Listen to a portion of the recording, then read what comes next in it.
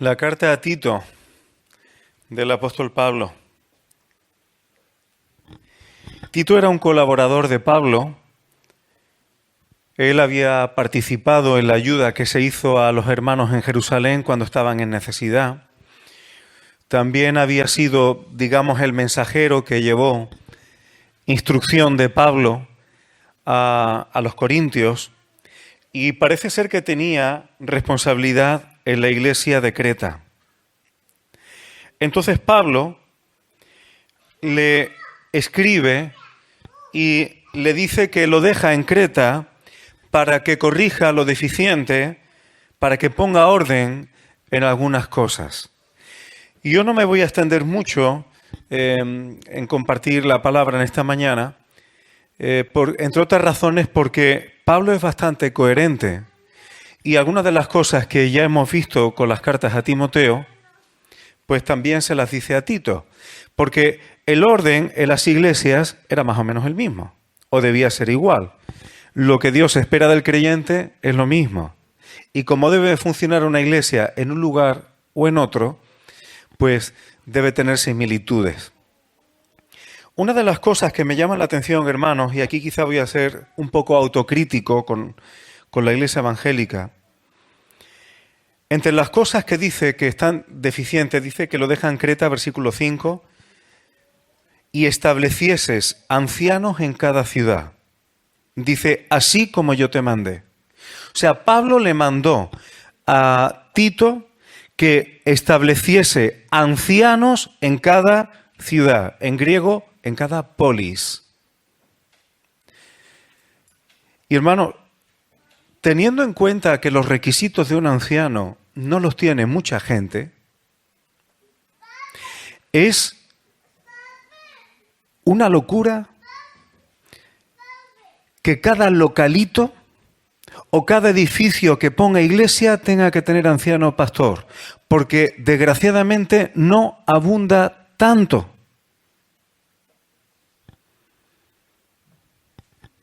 Lo he dicho otras veces. Yo cojo en cualquier sitio, me alquilo un local, por pequeño que sea, me voy con mi familia, ya soy pastor. Y ahora voy a todos lados como pastor. No funciona así la iglesia de Dios. Tenemos que procurar ser bíblicos con las cosas.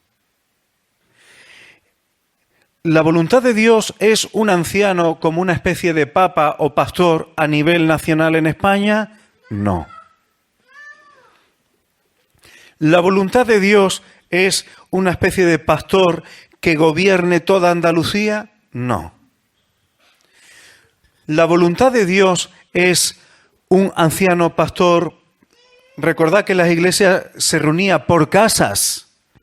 ¿En cada casa tenía que haber un anciano pastor? ¿Que sería algo parecido como aquí en cada local? No. Que estableciese ancianos en cada polis.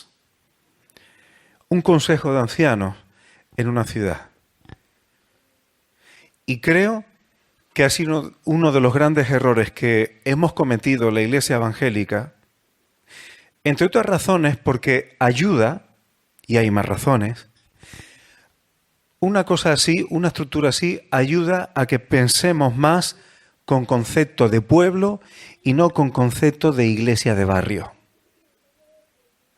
Tenemos que pensar que no somos iglesias de barrio, que no somos religiones, somos pueblo de Dios.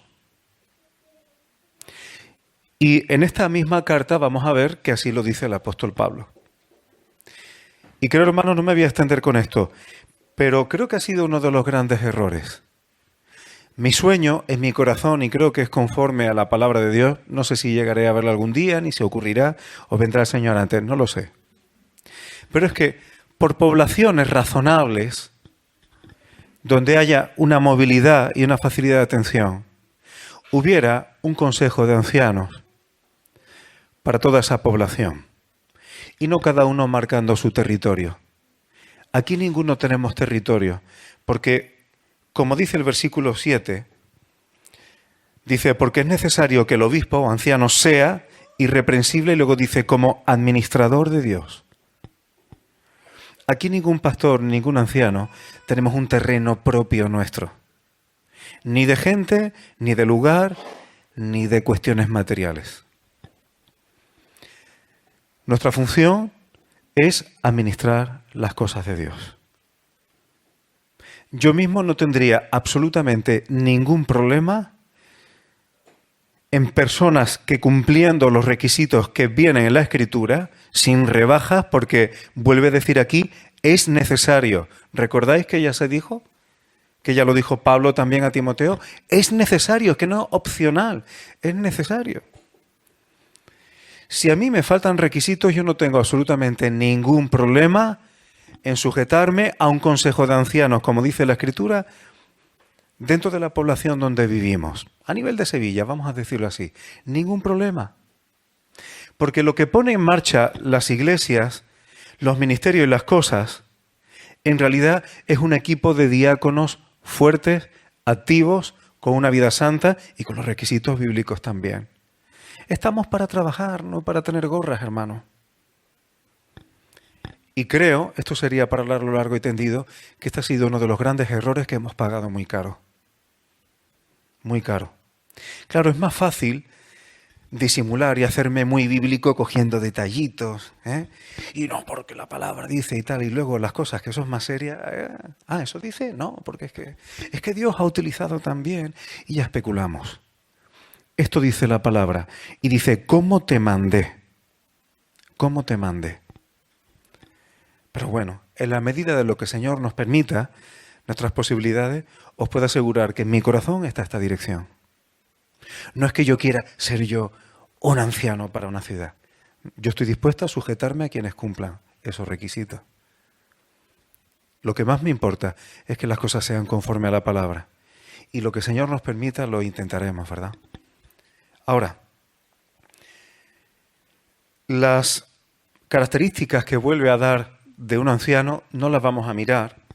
Pero fijaos que aquí dice el versículo 7, soberbio. Un anciano no debe ser soberbio. Un pastor no debe ser soberbio. Y aquí, concretamente, la palabra griega para soberbia no solamente tiene que ver con la arrogancia o con creerte tú algo, sino buscar agradarte a ti mismo. Y esto es importante, hermano. Una persona que sirve al Señor no vive para sí. Cuando mi esposa y yo, aunque ya hace tiempo que no lo hacemos, pero una de las cosas que decíamos cuando preparábamos a las parejas para el matrimonio era lo siguiente, y lo insistíamos, el matrimonio no es para egoístas. El matrimonio no es para egoístas. ¿Y por qué estoy diciendo esto? Porque un anciano tiene que saber gobernar su casa también. Un diácono también tiene que saber gobernar su casa. Igual que el matrimonio no es para egoístas, el servicio al Señor, el obispado, el pastorado, digamos, el diaconado, tampoco es para egoístas. Uno no sirve al Señor para agradarse a sí mismo. Implica sacrificio. Y no recuerdo ahora mismo las conferencias que estuvo dando mi padre, pero creo que una de las iglesias que mencioné es que no es la iglesia que Jesús planeó, una iglesia que no se sacrifica. Estar dispuesto a sacrificio, hermano, es no buscar agradarte a ti mismo. Y ese es el ejemplo que Jesús dio. Porque si Jesús se hubiera agradado a sí mismo, no hubiera ido a la cruz. Jesús agradó al Padre en todo. Implicó sacrificio. Pero eso de hago las cosas, Señor, porque me gusta, para agradarme y tal y cual, no funciona así, hermanos. No funciona así. El que quiera ser discípulo de Cristo, tome su cruz y nieguese a sí mismo cada día. No está de oferta ese mandamiento, hermano. No está de oferta. Y mucho menos un obispo anciano no está para agradarse a sí mismo. Otra de las cosas que dice, versículo 9, tiene que retener la palabra fiel tal como ha sido enseñada. ¿A qué palabra se está refiriendo, hermano? ¿A la que empezó a partir del apóstol Pablo? Se está refiriendo a las Escrituras.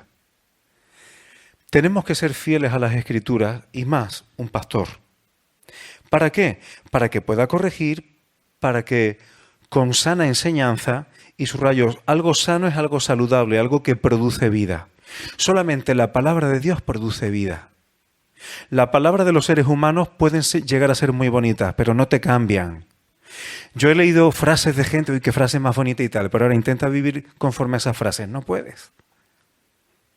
Pero la palabra de Dios tiene algo que, aparte de que pueda ser hermosa, aunque a veces nos escuece y nos señala, pero es que produce sanidad. Porque cuando somos capaces de sujetarnos a la palabra de Dios, es sano. Pero sano a todos los niveles, físicamente, mentalmente, espiritualmente.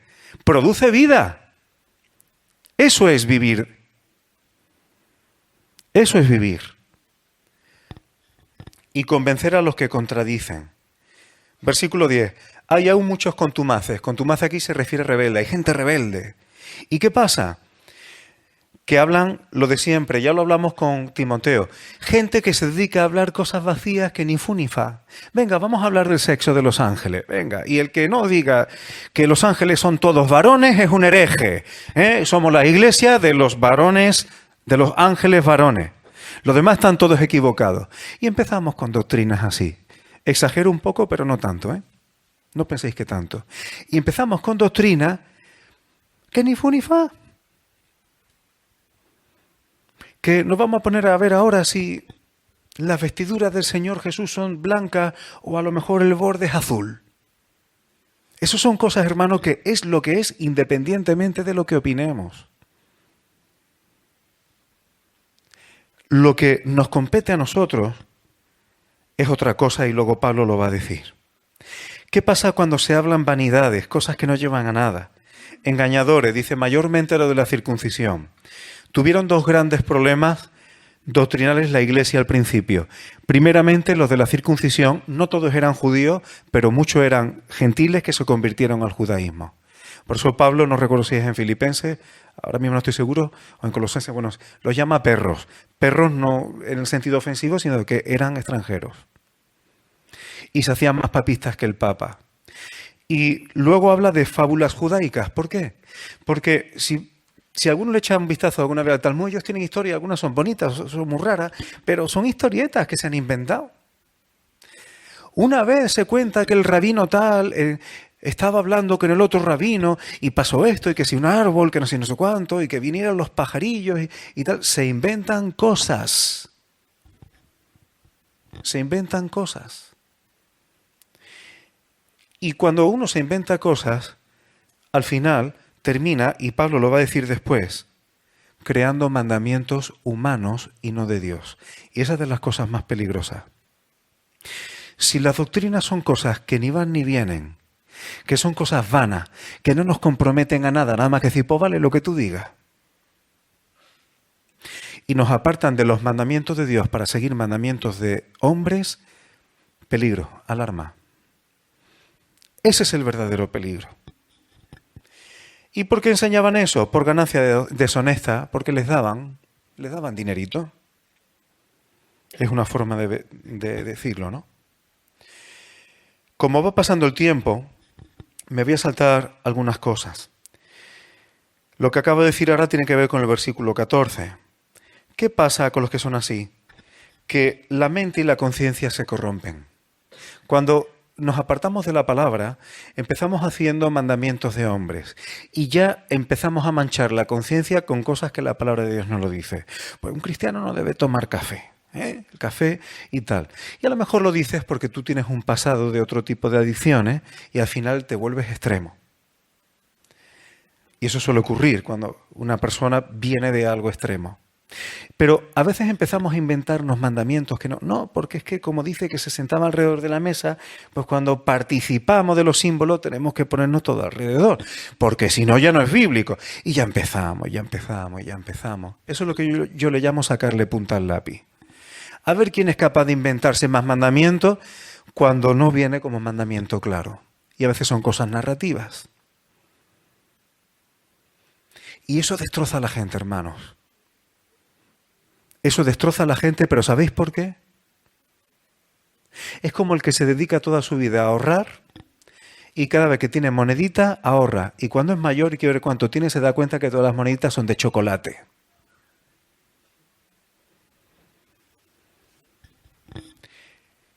Cuando procuramos llevar una vida santa delante del Señor, debemos procurar que esa santidad es conforme a la Escritura y que está modificando conforme a la Escritura. Porque si son mandamientos de hombre, hermano, y no hemos pensado que estábamos ahorrando, al final puede que sean moneditas de chocolate y que esté hasta caducado. Y que lo único que hayamos construido en nuestra vida sea una religiosidad rancia, que ni has edificado a los demás y ni siquiera te has edificado a ti mismo. Y al final solamente nos queda el postureo religioso. Esas cosas pasan, hermano, cuando sustituimos la palabra por cualquier otra cosa. Y una cosa, hermanos, es equivocarnos, y eso puede ocurrir. Pero que si metemos la pata sea una equivocación. Y no que por no reconocer que estemos equivocados en algo, nos mantengamos en un postureo. Porque eso sí sería hipocresía. Hay que ser humilde ante la palabra del Señor. Capítulo 2. Pero tú habla lo que está de acuerdo con la sana doctrina. Sana doctrina quiere decir una enseñanza saludable. ¿Cuál es? Lo acabamos de comentar. La palabra de Dios. Hablemos conforme a la palabra de Dios. Luego el apóstol Pablo va a dar una serie de recomendaciones o de consejos de cómo deben ser los ancianos. Yo entiendo que no solamente ancianos de autoridad en la Iglesia, sino también de edad y experimentados. Y voy a decir que sean sobrios, serios, prudentes, que sean saludables en la fe, en el amor, en la paciencia. Cómo deben ser las ancianas, que sean un porte reverente, que no sean calumniadoras. La palabra calumniar aquí significa en griego es diablo. Que no sean diablos. ¿Qué quiere decir que no seamos diablos? Que no seamos los acusadores de nuestros hermanos, que no seamos los que nos oponemos a los demás, que nos oponemos a los hermanos. Procuramos tener una enseñanza saludable para que la gente crezca, pero no somos los que nos oponemos hacia las personas. Eso significa no calumniadora. Que no se den al vino, maestras del bien, que enseñen a las mujeres jóvenes a amar a sus maridos, a sus hijos, es decir, la vida familiar. ¿Cómo es la vida familiar que dice la Escritura? Y que los jóvenes que sean prudentes. Esos son consejos generales. ¿Y cómo? Presentándote tú, versículo 7, en todo como un ejemplo de buenas obras. Es decir, que los demás aprendan de nosotros no solo por lo que decimos, sino por lo que ven. ¿Te consideras tú un ejemplo en el entorno en el que vives?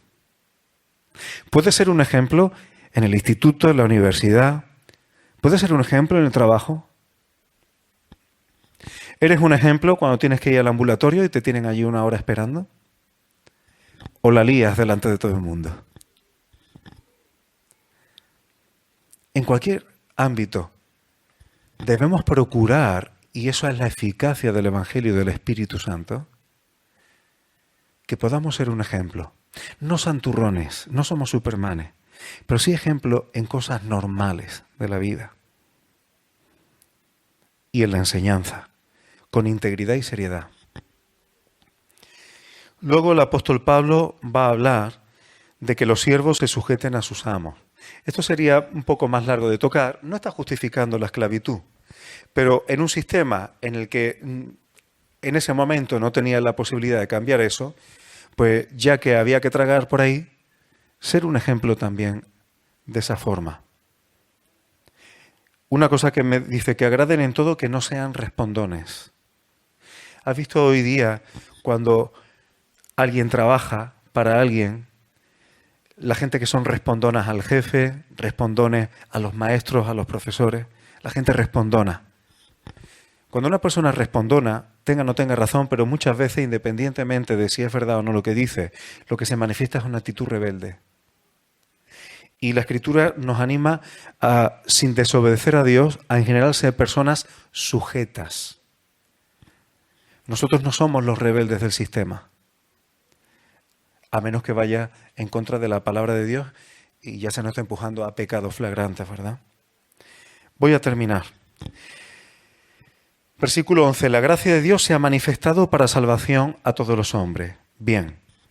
Ahora, ¿cómo se ha manifestado la gracia? ¿Qué nos enseña la gracia según el versículo 12? ¿La gracia nos enseña de que porque he recibido la gracia puedo vivir como me dé la gana? ¿Eso es lo que nos enseña la gracia de Dios? Es que no es por obra, hermano, así que yo ya tengo la gracia. ¿Eso? ¿Qué nos enseña la gracia? Versículo 12. Enseñándonos que, renunciando a la impiedad y a los deseos mundanos, vivamos en este siglo, en esta época, de una forma sobria, justa y piadosa. La gracia de Dios no nos insta jamás al libertinaje. La gracia de Dios no nos insta jamás a vivir de cualquier forma, porque para eso tengo la gracia. La gracia de Dios nos enseña que por amor y por agradecimiento al que nos rescató sin merecerlo, vivamos renunciando a la impiedad, a los deseos de este mundo y que seamos equilibrados. Eso nos enseña la gracia y no otra cosa, según el versículo 12. Mientras esperamos que el Señor venga. Y lo último, y si voy a terminar aquí, para no alargarnos, aunque me deje algunas cosas en el tintero, no pasa nada. Y me voy a dejar en el tintero alguna cosa importante.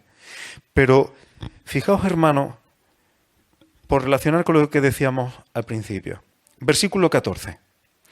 Habla de que Jesús se dio a sí mismo por nosotros para redimirnos ¿de qué? De toda iniquidad y purificar para sí un pueblo propio, no una religión propia, no una iglesita propia de un barrio. Un pueblo, tenemos que tener mentalidad de pueblo. Pertenecemos al país del Rey de Reyes y Señor de Señores. Pertenecemos a la nación del Creador de los cielos y de la tierra. Y es bueno, hermano, para la Iglesia tener una mentalidad de pueblo. Por eso tenemos comunión con las visitas, con los hermanos que nos visitan de otras congregaciones. Formamos parte del mismo pueblo. Por eso no nos importa trabajar, colaborar, nuestros jóvenes, nosotros, con hermanos de otras congregaciones. Hay que tener una mentalidad más abierta, hermanos, porque somos un pueblo. Un pueblo, no una pequeña manada aquí escondida en un localito en Montequinto. Como si fuéramos el último reducto. No, hay más pueblo de Dios. ¿Y qué es lo que Dios quiere? Redimir a su pueblo de iniquidad. Eso ya lo ha hecho la sangre de Cristo. Pero yo sigo necesitando ser redimido de mi iniquidad. ¿O es que porque Cristo ya ha perdonado mis pecados yo mañana no puedo meter la pata? Bueno, mañana, hoy. Entonces, el Espíritu Santo está para seguirme redimiendo de mis iniquidades, que por cierto, iniquidad generalmente, ahora mismo no recuerdo si aquí también suele significar anomía, es decir, sin ley. Y purificar un pueblo puro, y dice un pueblo propio. La palabra propio ahí en griego es un pueblo especial. Lo cantamos. Somos un pueblo de Dios, somos un pueblo especial. Eso significa propio aquí. Un pueblo especial. Y esto guarda relación, y esto ya sí es lo último. Éxodo 19:5. Ahora pues, si diereis oído a mi voz y guardareis mi pacto, vosotros seréis mi especial tesoro sobre todos los pueblos, porque mía es toda la tierra. Eso en Éxodo 19:5 estaba en el corazón de Dios. Eso en el año 2021 romano, casi 2022 ya, sigue estando en el corazón del Señor. Para eso nos ha redimido, para que sigamos siendo ese pueblo suyo, propio, especial, apartado de iniquidad para Él. Deuteronomio 7:6, y este es el punto final. Porque tú no pienses en religión, piensa en lo que está en el corazón de Dios, en pueblo. Eres pueblo santo para Jehová tu Dios. Jehová tu Dios te ha escogido para serle un pueblo especial, propio, más que todos los pueblos que están sobre la tierra. Esta es tu identidad. Esta es mi identidad. Esa es la obra del Espíritu Santo. Para eso vino Cristo, para que eso que estaba en el corazón de Dios siga siendo posible y nuestros pecados pasados no impidan el que podamos ser ese pueblo de Dios. Esa es tu identidad y esa es la mía, hermano. Bendiciones.